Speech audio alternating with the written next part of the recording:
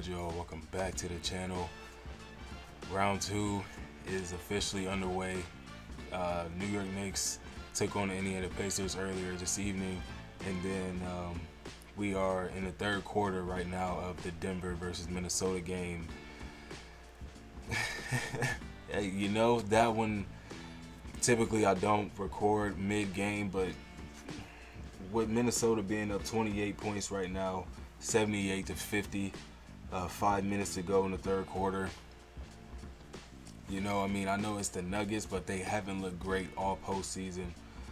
Even though they did beat the Lakers in 5 games, a lot of that was due to bad coaching, terrible body language that was infectious across the entire roster, and it just led to, a lot of giving up and, bad rotations and,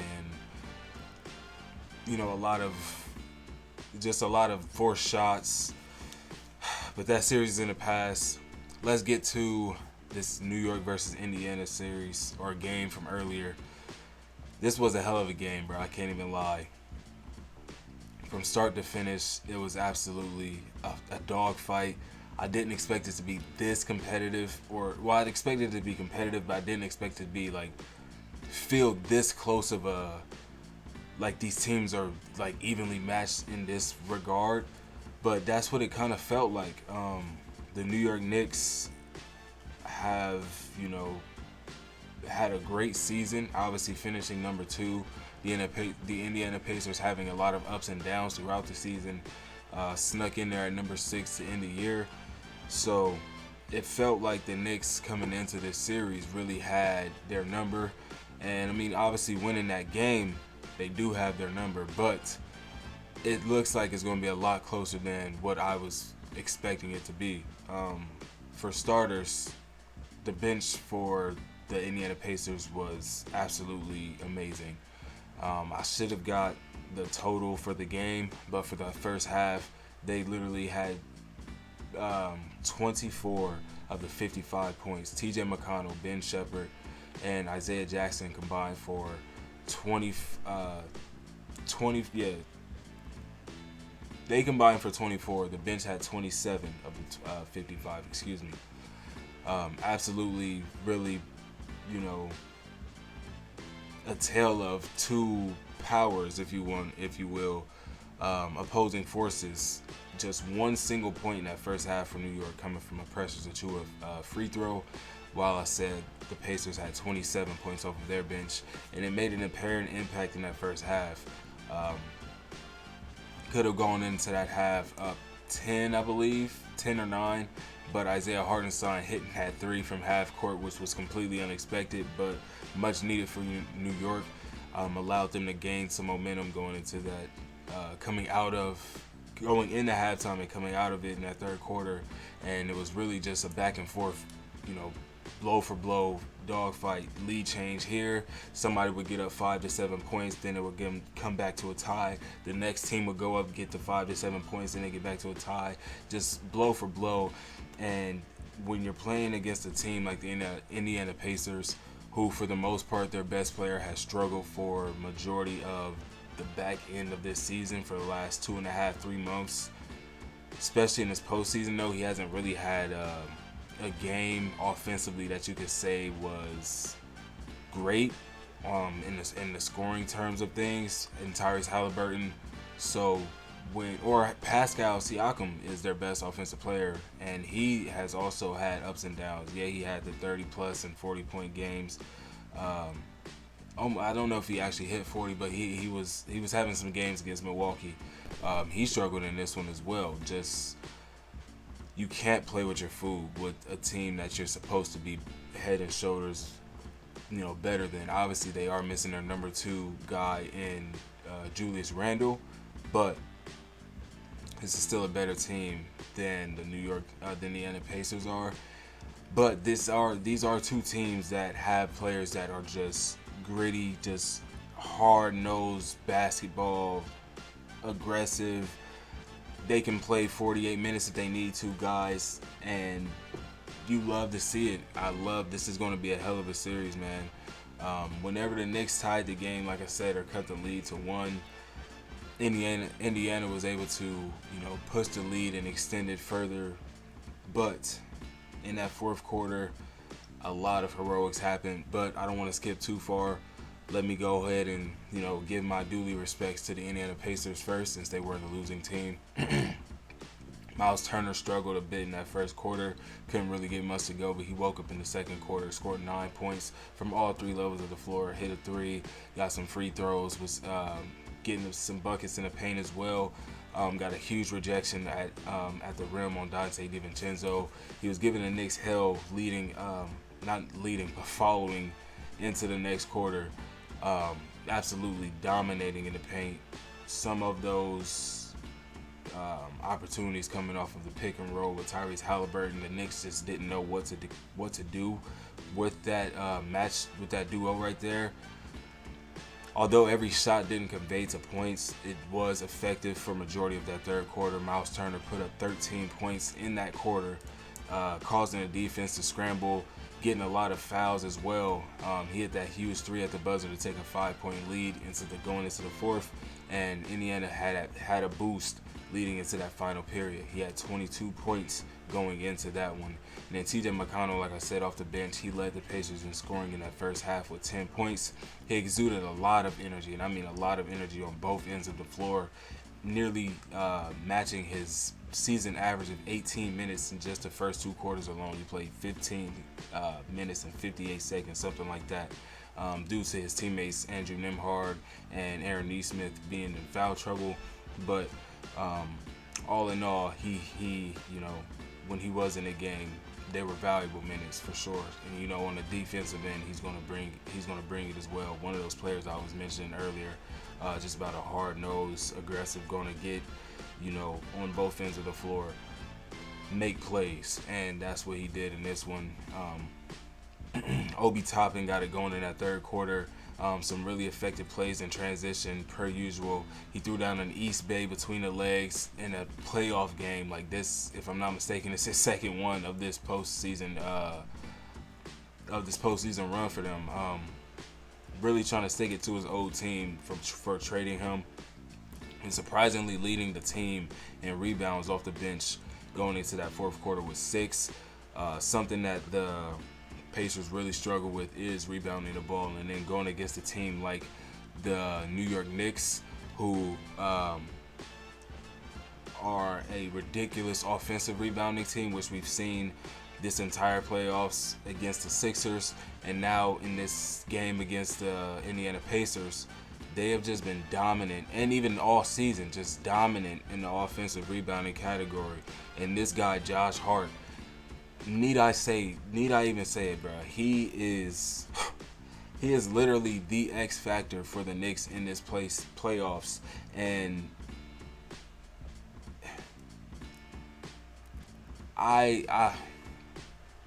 he's climbing my list of favorite players to watch, and I'm not even opposed to it. Like, he's creeping into that top 10 for me, man. Like, in that first quarter alone, he had 9 points, 5 rebounds, 2 assists, 2 steals, and a block. Well, in just the first 16 minutes, doing everything on the floor in every aspect of the game. Like I said, whether it's the offensive rebounds, just hustle plays, defensive plays, getting steals, getting blocks, hitting timely shots, scoring at the rim. The dude is just doing it all for the New York Knicks alongside Jalen Brunson. I love this tandem that they have going on. He's so relentless on rebounds, like I said, particularly on the offensive glass. 22 for the entire series against Philly last series. And in this game, we saw just his nose for the ball. Like, it's so crazy how he's just able to pull down these offensive rebounds. Like, his ball tracking is one of the greatest I've seen in recent memory, bro. It's very, very impressive to see. It's beyond impressive. Like, I don't even have the words for it. I love seeing how he's able to go and track the ball for such a small stature of a player, compared to everybody else that's on the floor. You got Ihart, Mitchell Robinson, Miles Turner out there, and he's still grabbing more boards than all of them. Like, it's amazing to see, and it's exactly what the Knicks need.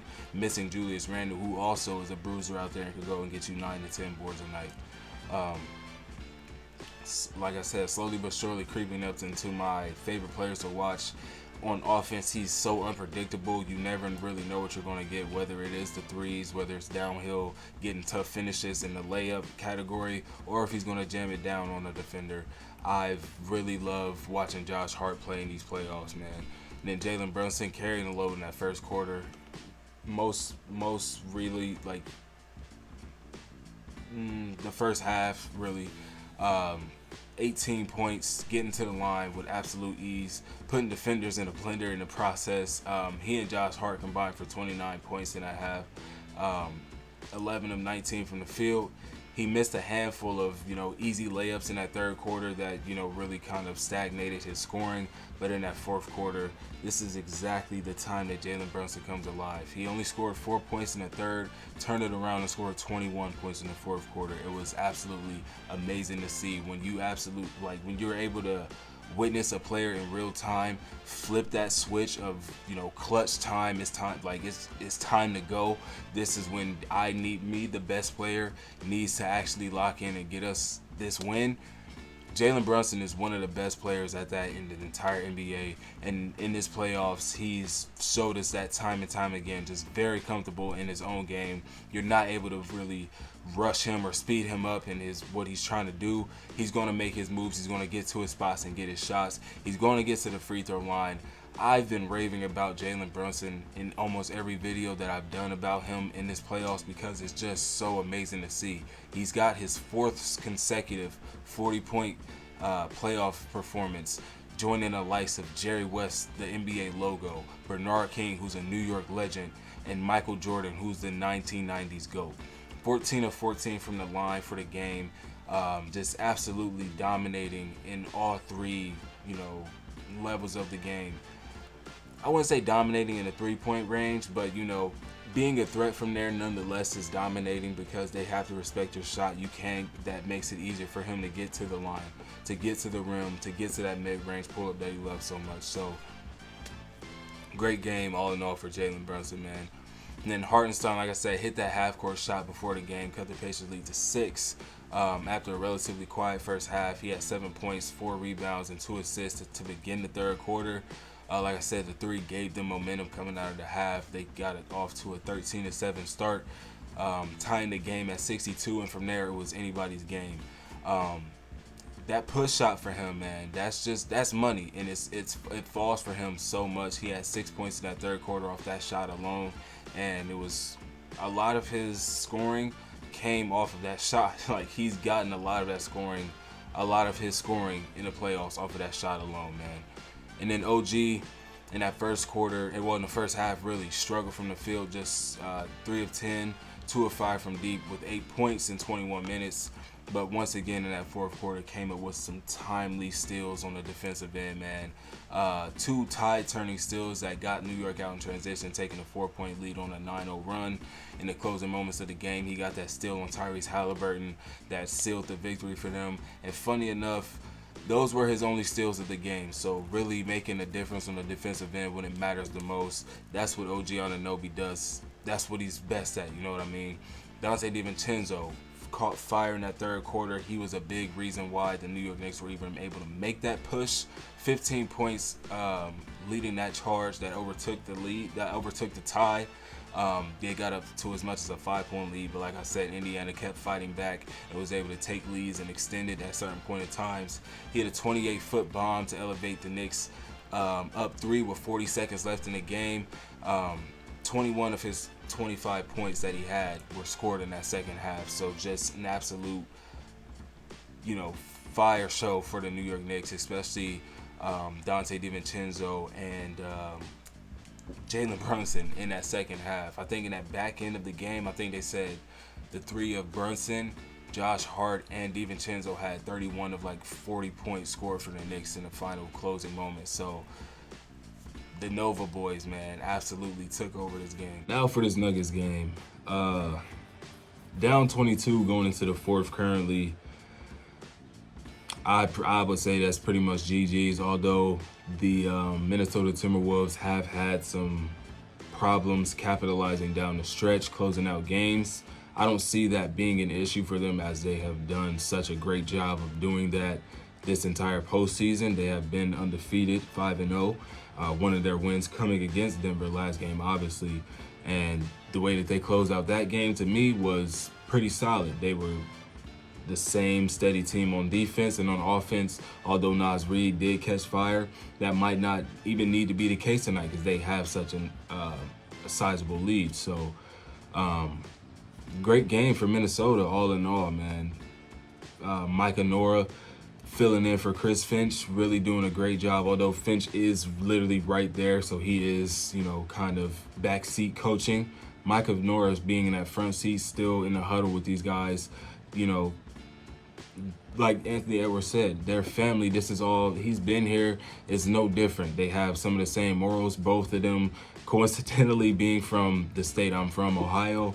So a lot of their morals, and they coached together on, what team was that? They were on a team before Denver. They coached together in Denver with Michael Malone. So now being in the same organization once more in Minnesota, being right hand to Chris Finch, it's like night and day. So I'm loving what I'm seeing in these two games from him for sure. Like I said, Finch is right there, so the shots is kind of easier to call because you can just, turn around and lean on your guy. But the players got to go out there and execute as well. This is the reigning champions right here, and they have done an amazing job in these two games so far. Karl Anthony Towns not getting in foul trouble early in this one was huge for Minnesota. 7 points, 3 rebounds in the first 4.5 minutes of this game, setting the tone early. For the first quarter, he had 11 points on 5 of 6 shooting. Not seeing a shot that he didn't like in that first half, and everything was falling for him. He was able to get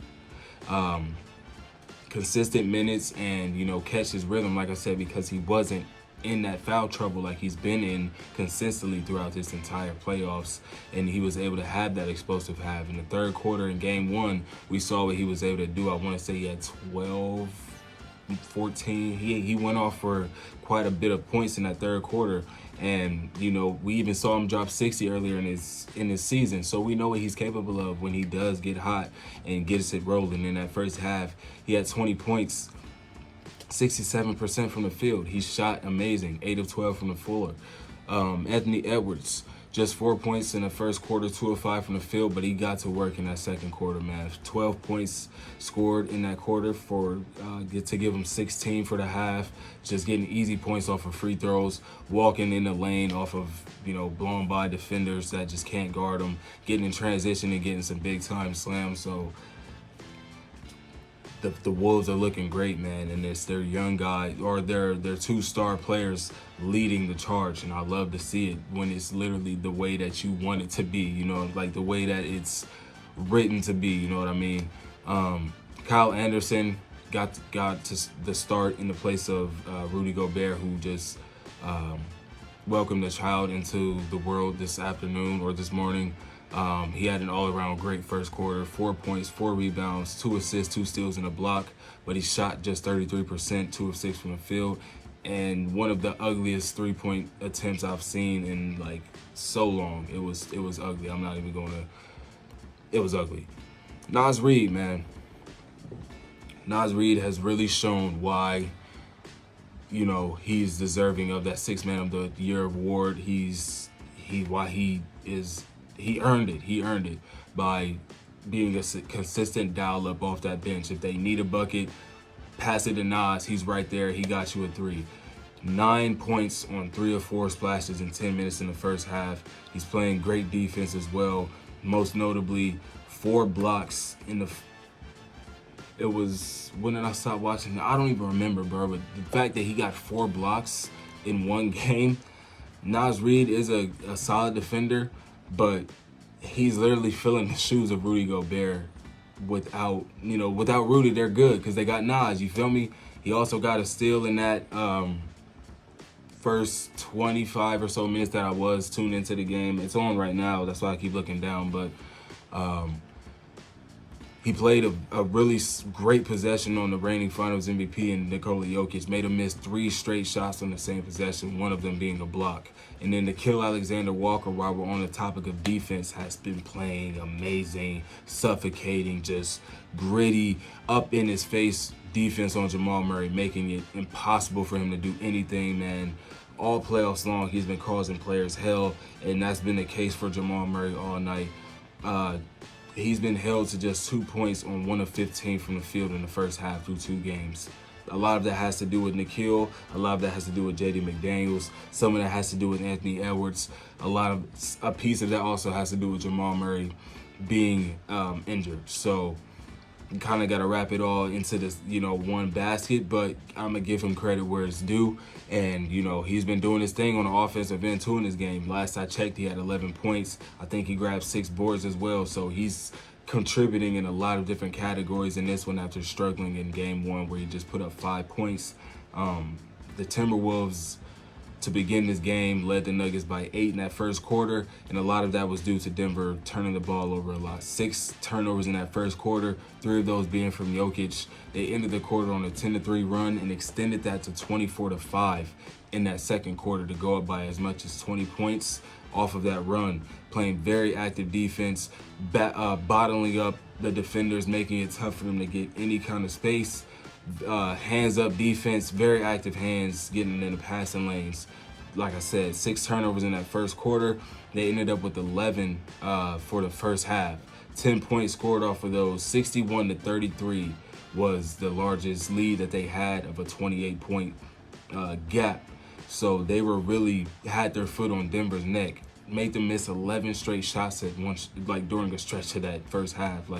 They really have built their identity off of being a great defensive team and having guys that can fill it up, like Towns and Anthony Edwards, but then you have the guys around the edges that can also get you some points in the kill. Naz Reid, Rudy Gobert, when he's there, can give you a solid 10 to 12 points. Mike Conley can go off and give you 15 points. J.D. McDaniels, although he struggled in this playoff series so far, in that last series he averaged 15, so he's doing his thing as well. They have guys that can really, around the edges, just piece it all together, on top of being excellent defenders. So that is really why they are head and shoulders above Denver right now in this series. And it's looking scary right now for Denver. Like I said, they have not looked good in this playoffs whatsoever. If you go back and actually break down the film, a lot of the reason that the Lakers lost was the Lakers' fault. So they kind of got luck. You got to win. A win is a win. And if you win, obviously, there's not really much that can be said. But like I said, a lot of that was the Lakers' fault. And if they would have made the proper adjustments game to game, possession to possession, maybe this is a different series. We're talking about Minnesota versus LA. But that's not the case.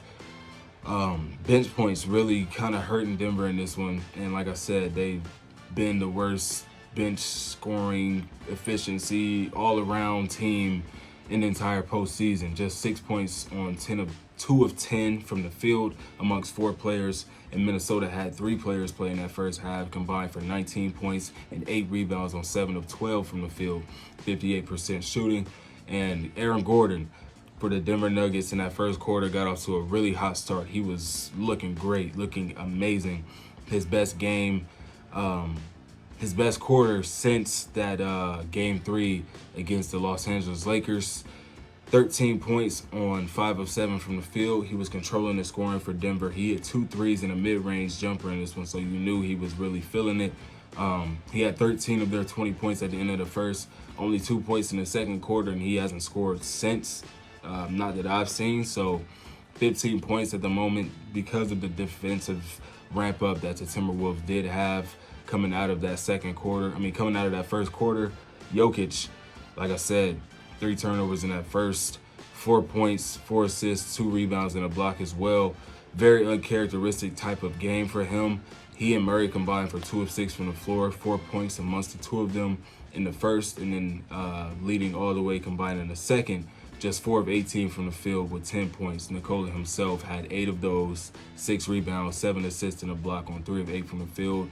4 turnovers, a negative 18 plus minus. I know I'm kind of rambling right here and just throwing a lot at y'all, but it's just kind of crazy, like, how this game has really, or this series really could end up. Like, they are losing both games at home. Going into Minnesota, Rudy Gobert will be back because it's not an injury. It's just a personal day that he's taking, a PTO day essentially, because he's, welcoming his new child into the world. So Rudy Gobert will be back. So the defense will be even more hard to score against. So what really are they going to be able to do? They're in Denver, so if you're going to get the calls, that's where you're going to get them at. And going into Minnesota, like I said, with this team being undefeated at this current moment, they're still up by 19 points with 9.5 to go in the fourth quarter. It's looking really grim for Denver. Jamal Murray, like I said, again, held scoreless for the first quarter and only had 2 points in the first half, 1 of 10 from the field. Just absolutely botched up like I've never seen him before. That possession, I don't know if it was a fast break or not on the rebound, whatever. He came up the floor and it was Nikhil and Jaden McDaniels right there, just whatever move he made, shuffling, hands up, active. He could not do anything for about 5 seconds. I thought he was about to travel. He was looking for a foul. He didn't get it because it was great defense. They stood there to hit their own. 84-65, like I said, with 9.5 right now to go. Jamal Murray is currently on the bench. Let's see who all is out here. You got Michael Porter as Nickeil Alexander hits his third or fourth corner three of the game. So Reggie Jackson, Aaron Gordon, Michael Porter Jr., Christian Brown, and Justin Holiday on the floor for Denver. And then Nickeil, Anthony Edwards, Kyle Anderson. So the starters for Minnesota are on the court right now. They're up 22 now after the 3 from Nickeil. And like I said, that's probably pretty much GG's with Jokic and Nikola Jokic and Jamal Murray being on the bench, being down this much. I appreciate y'all tuning in, man. I'm going to leave it there. As y'all can see by my eyes getting red, I am tired. So I'm going to go ahead and edit this, get it posted. It is currently 12:10 Eastern time. By the time it's come out, it might be 2 in the morning. But like y'all did last night, go ahead, rock with your boy, man. Run this up. We got an extra subscriber. Like I said, we're on the road to 500, whether it's 1 subscriber a day, 1 subscriber every other day. We here, man. Y'all know what we do. We enjoy basketball. Spring collection, although it is sold out, get you one next time. I'll catch y'all, man. Peace.